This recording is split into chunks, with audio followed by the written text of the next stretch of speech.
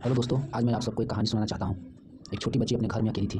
उसके घर में एक चोर आया और उसके घर के सामान को चुराने लगा।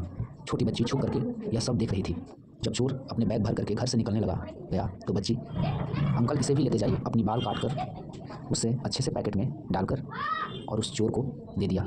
चोर को यह कुछ समझ में नहीं आया, वह घबराया हुआ था और उसके हाथ से वो चीज़ छीन करके भाग गया। बच्ची बड़ी हो गई, अब वह कॉलेज जाने लगी थी।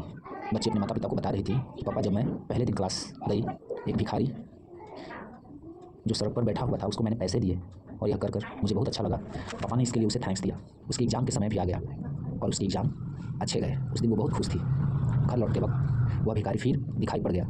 उसने खुशी से उसे चॉकलेट दिए और भिखारी भी बहुत खुश हुआ। एक दिन सुबह जब लड़की अपने मेन गेट के बाहर खड़ी हुई तो उसे अपने मेन गेट पर कुछ पैकेट में सामान मिला और उसके भीतर एक लेटर भी था।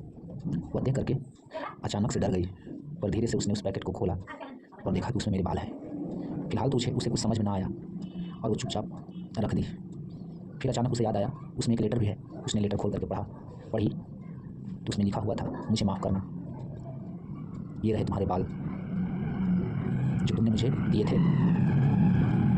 और मुझे बताते हुए बहुत खुशी होती है कि मैंने ये सारे काम छोड़ दिए हैं। उस बच्ची को सारी कहानी समझ में आ गई, पर वह बच्ची एक बार उसे देखना चाहती थी। तो अगले दिन की सुबह फिर उसके गेट पर एक पैकेट में लेटर मिला और उसमें लिखा हुआ था, तुम मुझसे मिलती हो, मुझे रोज़ चॉकलेट देती हो, मुझे पैसे भी देती हो, तुम मुझे रोज़ देखती हो और मैं तुम्हें रोज़ देखता हूँ और मैं खुश हूँ कि तुम बहुत बड़ी हो गई हो और तुमने एग्ज़ाम में अच्छे रिजल्ट भी लाए हैं।